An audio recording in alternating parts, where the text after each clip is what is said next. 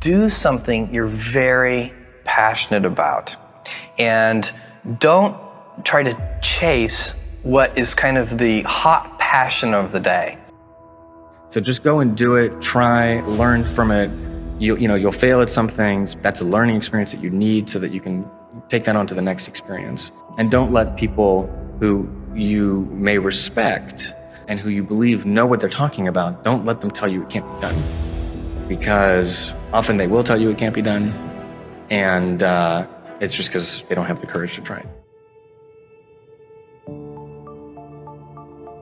People say you have to have a lot of passion for what you're doing, and it's totally true. And the reason is because it's so hard that if you don't, any rational person would give up. It's really hard, and you have to do it over a sustained period of time. So if you don't love it, if you're not having fun doing it and you don't really love it, you're going to give up. I think people that look for great ideas to make money aren't nearly as successful as those who say, okay, what do I really love to do? What am I excited about? What do I know something about? What's kind of interesting and compelling? If you know exactly what you want to be, you need to spend as much time with people that are actually that already. You have to have an emotional investment in what you're doing. If you don't love what you're doing, failure is pretty much guaranteed. Success is not guaranteed by any means, but failure is much more likely if you don't love what you're doing. When it comes to changing the world, what I learned from Steve Jobs is, if you believe in a Macintosh, if you believe in iPhone, iPod, iPad, if you believe enough, then you will see it.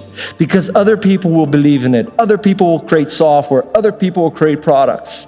So you need to foster the belief in what you are dreaming so that it becomes a reality, which is very different than saying, I don't expect anybody to believe it until I see it. You need people to believe it before they can see it.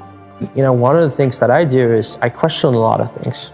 And you can do that in a good way and a bad way, but hopefully if you try to get people to motivate why they're doing something and their way of thinking, the worst thing you can end up with is a situation where you get told, well, this is the way it's always been. Mm-hmm. That's the worst ever. That's a non-answer. Instead, ask yourself, given everything we have today, is there a way we can make this better?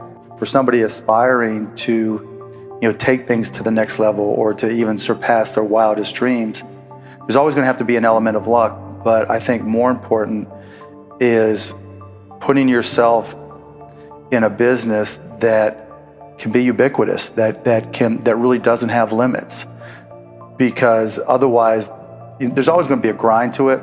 But if the business, if it can't be something that you can visualize every business using or every consumer using, it's going to be tough to scale to be big enough or to have the perceived value.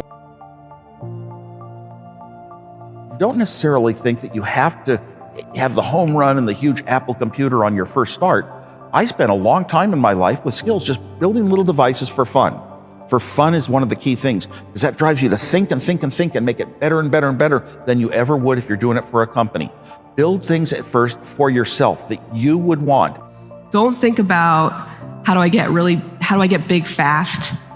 That will happen if you actually build something super meaningful and super important. So don't think about, what is the quickest way to success? Think about what is the best way to building something important that the world really needs. Because when you're trying to differentiate, when you're trying to do something different, there's going to be that gut moment, that gut sense. Is this right? Is this not right? If you're not having doubt, you're not pushing the boundaries far enough. One of the things I advise entrepreneurs to do is when you have an idea, a classic entrepreneurial impulse is to hold the idea close to you and not go tell people because, the idea is so special. Right. That's almost always a mistake.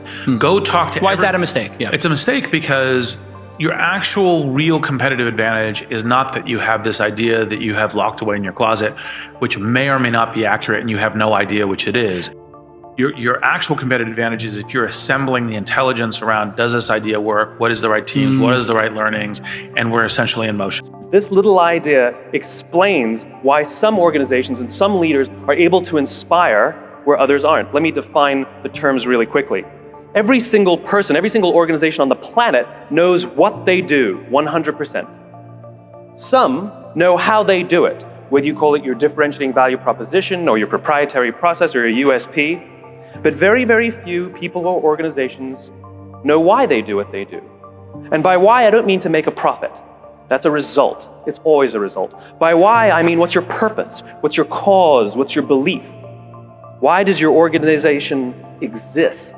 Like, you don't have to be the best, but you have to be dangerous, right? You have to learn just enough to be dangerous, to build an idea, concept it, and show it to the world. And then it turns out there are lots of other people, including all 170 employees that work at Instagram, who are much better at doing all that stuff than I am.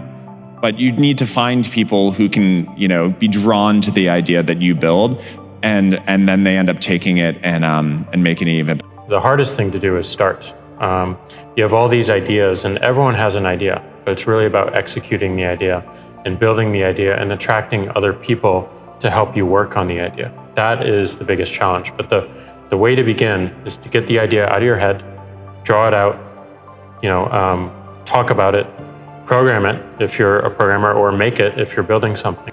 And oftentimes the best methodology is to start with the perfect experience with just one person, get that right, and then figure out how to scale something great instead of scaling something not so great and then trying to improve it. That's really hard to do. And there are a lot of people from whom we can learn a lot. And I think the one piece of advice is don't underestimate anyone you come across ever. Right. Like whether they're, a blue collar worker waiting for the bus, or they're, helping you they're the server or bartender at the restaurant, or they're a lower ranking employee. I mean, the smartest leaders I've ever seen have always gone around the room and asked for everybody's opinion. And so I think when you are starting a new business, you don't want to go after giant markets. You want to go after small markets, and you want to take over those markets quickly. And so it's not just about doing focus groups. It's not just about double checking your vision. It really is about integrating this concept of testing our ideas rigorously throughout the product development process, throughout the marketing process, even as we scale up. It's very rewarding when you work on something you think is going to make a big difference. And it's a little bit harder, but I think the passion that one might bring with it brings so much more energy to that you're more likely to succeed. But what you really need to do is think about what is the smallest possible test that I can run for this idea, for this concept, for this theory, get it out there and get customers using it. Because your customers are going to be the ones to tell you if it's really working or not. I do think that one thing that's important is, especially if you're a founder or a technical founder, is to realize that you can't do everything. And even if you can, you shouldn't. What this all comes down to is doing something exceptional for your users, whether it's in community, whether it's in connection, or whether it's in design. This is our big advantage as a startup, is that we can actually get away with doing this. We can make this the core part of why we're doing business. You should find a great partner no matter what it is that you're doing. And you should look for someone who is very high intelligence, very high energy, and very high integrity. And you need all three of those. You can't compromise on any one of them. Otherwise, you'll end up with either someone who's not smart, which does you no good, or someone who's not hardworking, which also does you no good, or the worst case is you end up with a smart, hardworking crook who ends up working against your interests. And integrity is something that takes a lot of time spent with someone to figure out. The definition of values is they're the behaviors or principles that you religiously adhere to within your company. When I say religious, I mean that no amount of data will sway you from those principles. And the degree to which that you have the courage to maintain your conviction around those ideas is the degree to which you're going to be successful over the long term. When a lot of corporations they might call them core values or guiding principles or so on, but the problem is usually they're very lofty sounding. They kind of read like a press release the marketing department put out. They sound just like their competitors, and maybe you learn about it on day one of your job, but then it becomes this meaningless plaque on the lobby wall. Well, we wanted to come up with committable core values, and by committable, meaning we're willing to hire or fire people based on those values, completely independent of their actual job performance. A company is simply a group of people, and as a leader of people, you have to be a great listener, you have to be a great motivator, you have to be very good at praising and looking for the best in people. People are no different from flowers. If you water flowers, they flourish. If you praise people, they flourish. And that's a critical attribute of a leader. So many things go wrong when you're starting a company, and often I think people ask, what mistakes should you avoid making? And my answer to that question is don't even bother trying to avoid mistakes, because you're going to make tons of mistakes, right? And the important thing is actually learning quickly from whatever mistakes you make and not giving up. Right, and I mean, there are things every single year of Facebook's existence that could have killed us or made it so that it just seemed like moving forward and making a lot of progress just seemed intractable, but you just kind of bounce back and you learn, and nothing is impossible. You just have to kind of keep running through the walls. There are a lot of things that are outside of your control. A lot of external circumstances will determine the success of your idea, whether the market timing's right for this new kind of service, or whether people, whether a customer, like the economy's right for your kind of service, right? Whether you meet the right people who will finance your company.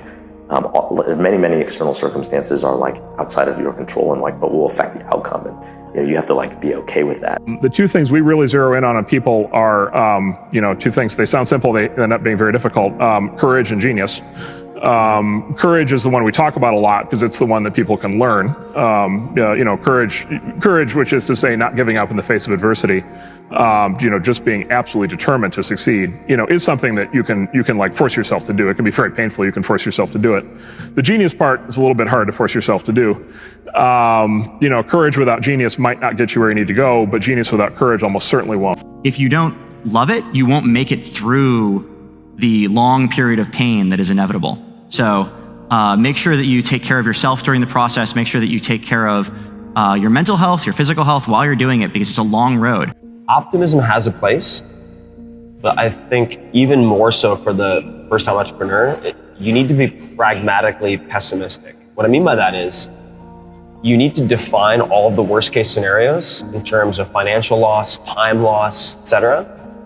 Look at what you will learn if that happens and accept and come to terms with that before you ever start. If you don't do that and you go straight into battling the world, trying to conquer the world with rose-colored glasses on, the first time you hit a major hiccup, you're going to become really demoralized and you will quit.